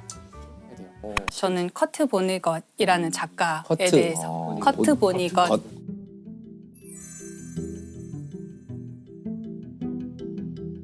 이분이 제일 잘 알려진 건 제오도살장이라는 소설을 쓴 게 많이 알려져 있고 전쟁을 반대하는 소설이기도 하고 중간에 이제 외계인한테 납치당하고 이런 얘기가 나와요. 그래서 SF 소설이라고 분류가 되기도 하고요. 그래서 제가 흑역사 이야기를 하면서 이분의 이야기를 가져온 것은 우리 인류가 갖고 있는 이 흑역사 때문에 개인들이 얼마나 많은 피해를 보았는가 그것을 아주 생생하게 기록한 사람이에요. 저는 이제 이 작가 자체에 대해서 좀 얘기를 하고 싶은데요. 이분 1922년에 태어났고 미국으로 이민 온 독일계 이민자 가정에서 태어났어요. 근데 1922년에 미국에 있는 독일 사람이라고 하면 독일에 대한 어떤 혐오의 정서가 이제 시작되는 거예요. 그래서 독일 사람이라는 걸 밝히지 않는 게 생존에도 유리할 뿐만 아니라 그 가족들도 독일의 뿌리가 있었다는 걸 잊고 싶어 했대요. 그래서 집안에서 독일어를 쓰지 않기로 결정하고 그냥 미국 사람이야. 미국인으로서 정체성을 가지려고 노력했던 것 같아요. 고등학교 때에도 그 교내 학보사 이런 데서 글을 쓰고 이렇게 글 쓰는데 재능이 있었어요. 대학을 가는데 부모님이 좀 실용적인 학문을 하지 않으련 이러면서 강요를 해서 뭐 생화학과에 진학을 하게 됩니다. 실용적인가요? 그러니까 그 당시에 전쟁이 끝나고 나서 생화학이라는 게 굉장히 유용한 학문이었겠죠. 써먹을 때가 너무 많잖아요. 그래서 무려 코넬 대학교에 생화학과를 들어가는데 너무 자기 적성이 안 맞았던 거예요. 그래서 또 학보사에서 글이나 쓰고 이러면서 학교를 거의 다니다 말다 했어요. 근데 학교를 다닐 때 ROTC 같은 걸 하고 있었던 것 같아요. 그래서 예비 장교 이런 훈련을 하고 있었는데 다시 전쟁의 분위기가 막 무르익으면서 곧 징집될 것이라는 이제 소문이 막 들려왔던 거죠. 성적도 너무 안 좋았고 학교 생활 제대로 적응하지 못하고 있었고 그냥 자기가 입대를 먼저 해버려요. 그래서 육군에 그냥 들어가게 됩니다. 중간에 휴가를 잠깐 나왔는데 어머니가 집에서 이제 사망하신 거를 보게 돼요. 그래서 굉장히 충격을 받고 사망하신 채 발견된 거예요. 네, 이제 자살하신 모습을 자기가 발견하게 되는데 이 어머니는 집안도 좀 가세가 기울고 뭔가 힘든 일이 있었던 것 같아요. 그래서 어머니가 그렇게 충격적으로 사망한 모습을 자기가 발견했는데 또 다시 가야 되잖아요. 휴가를 나온 사람은 다시 들어가야 되잖아요. 다시 군대에 들어가게 됩니다. 연합군이 파병이 된 거예요. 그 연합군 소속으로 독일에 이제 파병이 되게 됩니다. 되게 묘하네요. 네, 그런데 최전선에 막 배치가 돼버린 거예요. 어떻게 됐겠어요? 바로 포로가 됐죠. 잡혀버리고 말고요. 그 상황에서 이제 독일군의 포로가 돼서 사실 자기 독일 뿌리가 있는데도 예, 이게 누가 적인지 누가 아군인지 사실 이 사람 입장에서는 혼란스러웠을 것 같아요. 이 포로들을 어디로 데려가냐면 드레스덴이라는 곳으로 데리고 가요. 드레스덴이 당시에 약간 공업이 많이 발달한 도시였다고 하더라고요. 그래서 그런 데서 이제 포로로 생활을 하다가 드레스덴에 이제 폭격이 엄청난 폭격이 오게 됩니다. 이건 이제 연합군이 드레스덴에 폭격을 한 건데 이때 사실 거의 핵무기를 쓴 것과 다름없는 정도의 엄청난 사망자가 났대요. 사실 드레스덴 폭격으로 인해서 거의 도시가 전체가 다 폐허가 됐고 완전히 불타서 살아남은 사람이 거의 없을 정도였는데 근데 이분이 여기서 살아남아요. 이 사람들 어떻게 살아남았냐면 이 포로들이 지하 3층에 있는 고기 저장소에서 피신하고 있었던 거예요. 그러니까 처음에 지하 3층에 있는 고기 저장소로 내려갔을 때는 굉장히 끔찍했대요. 왜냐하면 막 도축한 돼지, 소 이런 게 막 통째로 걸려 있잖아요. 들어갔을 때 굉장히 끔찍한 곳이었는데 밖에서 뭔가 이렇게 쿵쿵 소리가 막 나고 우리 나가면 안 될 것 같다.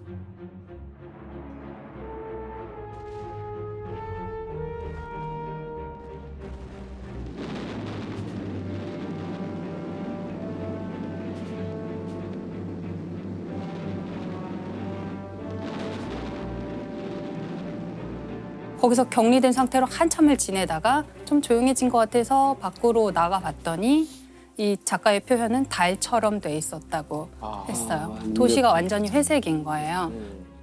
모든 게 다 불타 있고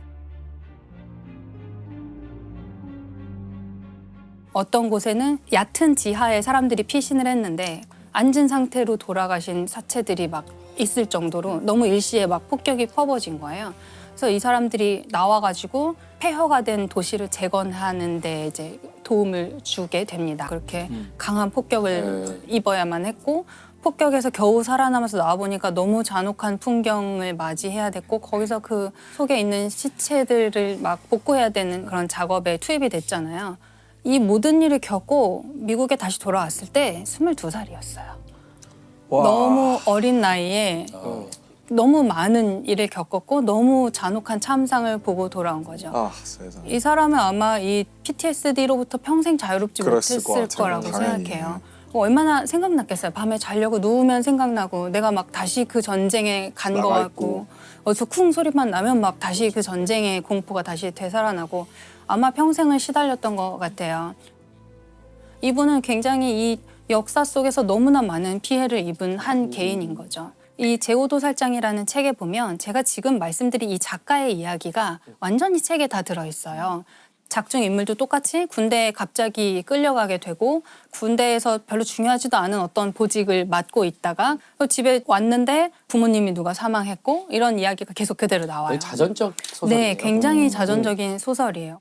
전쟁에 참전하게 되고 포로 수용소로 끌려가서 아주 가혹한 어떤 대우를 당하고 돌아와서 전쟁이 끝난 다음에 자기 뭐 검안사를 그러니까 안과 의사 그런 걸 하면서 이제 나름대로 자기 인생을 살아가는데요. 살아가는 과정에서 계속해서 다시 전쟁이라든지 과거의 기억으로 끌려가게 됩니다.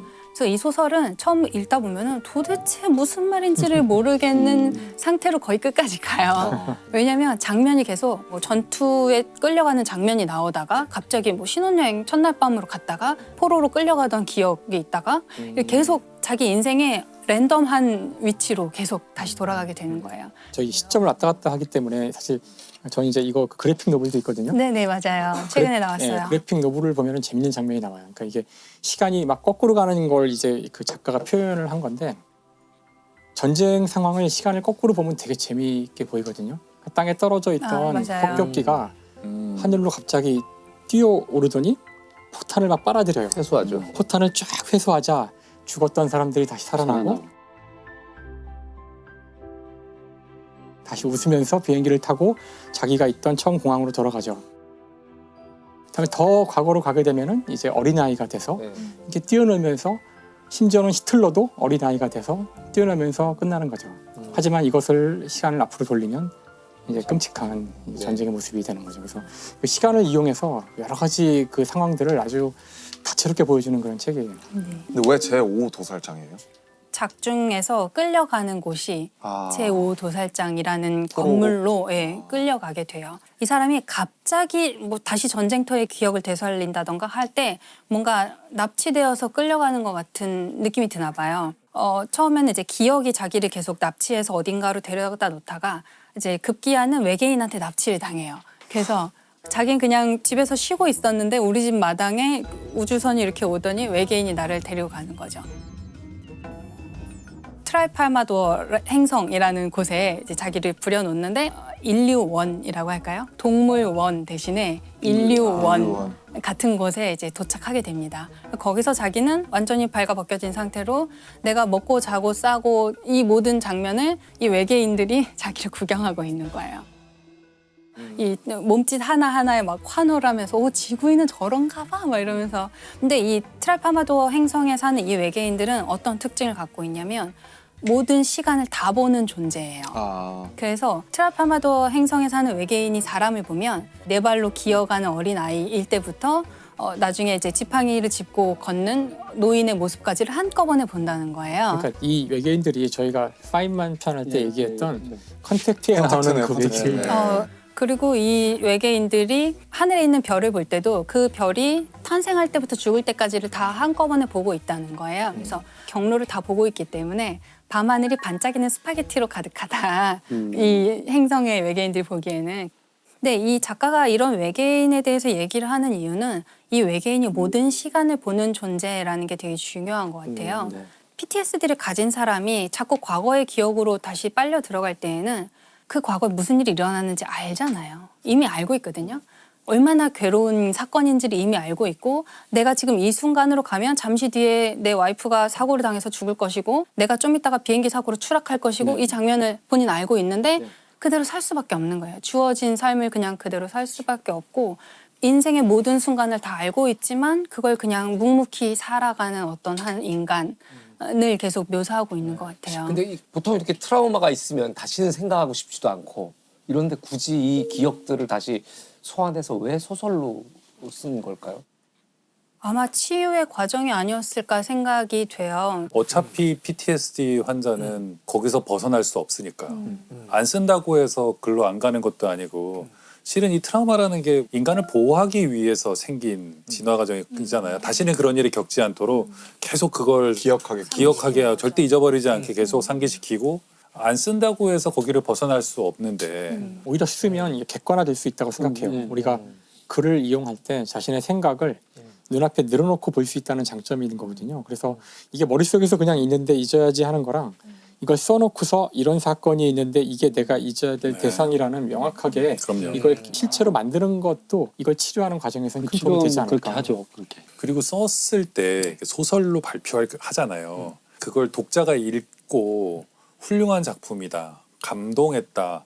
저는 이렇게 말해주는 게 굉장히 치유에 도움이 될 거라고 자기의 생각해요. 자기가 겪었던 고통이나 감정을 공감해주는 나누고. 저도 처음에 작가가 됐을 때 뭐 제 개인적인 경험을 잘 쓰진 않지만 그런 걸 쓸 때가 있어요. 그러니까 우회적으로. 근데 쓰기 전에는 쓰면 큰일 날 것 같았어요. 이거 나 혼자만 알고 있는 것이고 아무한테도 말한 적도 없지만 써도 되나 막 이러면서 해서 내놨는데 사람들은 별로 대수롭지 않게 받아들이는 거예요. 그 부분이 어느 소설의 몇 페이지인가요? 글쎄 어딘가 있겠죠. 그래서 사람들이 이걸 보면서 이번 소설 작가님 잘 읽었습니다. 뭐 이거 잡지에 실렸던데 읽었습니다. 근데 그 사람이 나를 이상한 눈으로 보지도 않고 나한테는 굉장히 커다란 어떤 문제가 다른 사람에게는 대수롭지 않은 것일 수 있구나. 요거를 경험하는 것만으로도 저는 굉장히 좋다고 생각해요. 그런 것들이 아마 자기 자신의 PTSD를 치유하는 과정이 아니었을까라고 저는 생각하고요. 사실 이 소설이 나온 거는 69년이에요. 이 소설을 발표했을 때는 또 베트남 전쟁의 시기인 거예요. 그러니까 이분은 자기가 전쟁에 가서 너무나 그 참혹한 것을 알았고 전쟁을 안 했으면 좋겠다는 메시지를 좀 전달하고 싶었던 것 같아요.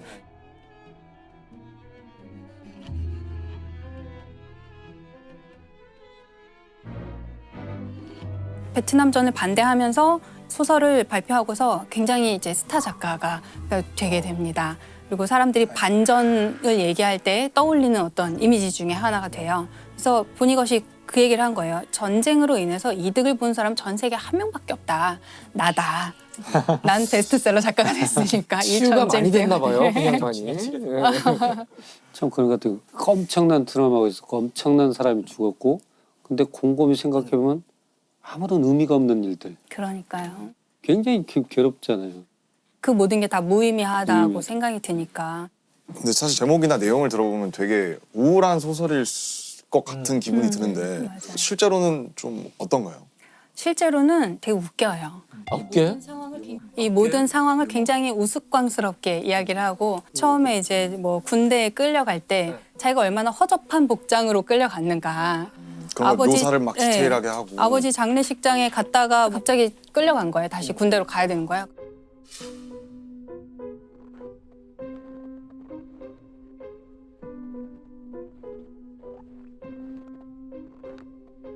그런 광경에서 자기가 얼마나 꼴이 우스운지 그리고 또 이 사람이 굉장히 아직 전쟁에 대한 마음의 대비가 안 돼 있는 상태로 끌려갔기 때문에 되게 겁이 많고 약간 찌질한 상태잖아요. 아, 그러면 재밌어요. 그거를 이제 자꾸 넘어져요. 자꾸 넘어지고 막 쓰러져서 정신을 잃고 막 이러니까 옆에 있는 병사들이 또 도와줘야 되잖아요. 같이 가야 되니까. 낙오되면 안 되니까. 장준 아니야? 그래서 계속 이렇게 살려주면서 내가 너를 몇 번이나 더 살려줘야 되니? 뭐 이런 식의 이제 이야기로 풀기도 하고요. 계속해서 슬픈 광경에 대해서 얘기하고는 있지만 어쩔 수 없는 거지 뭐. 인생이 사는 게 다 그렇지 뭐. 이런 식의 죽음을 굉장히 뭐 그렇지 뭐 이렇게 표현하는 거죠. 그냥 그런 거지 뭐 이런 거고요. 이런 작품이라면 본인 스스로 하면서 치유가 됐을 법도 한 느낌이 드네요. 그 제가 이제 책에 관련해서 하나 읽어드리고 싶은데요. 그 주인공은 검안사였기 때문에 자기 진료실 벽에 이제 뭘 걸어놨는데 거기 걸어놓은 문구가 제가 바꿀 수 없는 것을 받아들일 수 있는 차분한 마음과 바꿀 수 있는 것을 바꿀 수 있는 용기와 그 차이를 분별할 수 있는 지혜를 구한다는 내용이 있어요. 그 나인홀트 리브어의 이제 그 문구로 같이 이어지는 거잖아요. 우리가 때로는 우리 인력으로 할 수 없는 일에 자꾸 뭘 바꾸려고 하다가 큰 좌절을 경험하기도 하잖아요. 하지 말아야 될 선택을 하기도 하고 바꿀 수 없다면 그냥 묵묵히 살아나가야 되는 거잖아요. 그리고 그게 자기를 집어삼키도록 두지 않았다는 게 굉장히 멋진 부분인 것 굉장히 같아요. 현명했던 것 같아요. 근데 보니것이 재밌는 점은 그런 다음에 바로 유머로 이어지는데요. 주인공 이름이 빌리인데요. 빌리가 바꿀 수 없는 것들에는 과거, 현재, 미래가 있었다. 사실 아무것도 시간이지. 저 이해하는데 좀 걸렸어요. 아, 뭔 소리지? 하는데 사실 다 그런 바꿀 수 없는 지혜들이야. 거고. 되게 센스 넘치는 표현이네요. 네, 그런 식의 약간 자조적인 유머, 미국 블랙 유머의 대가로 꼽히는 분 중 한 사람인데 우리가 이걸 읽으면서 이렇게 참혹한 내용이라는 생각이 들기보다는 이러면서 웃게 되는 거. 그러면서 읽게 되는 거예요, 계속.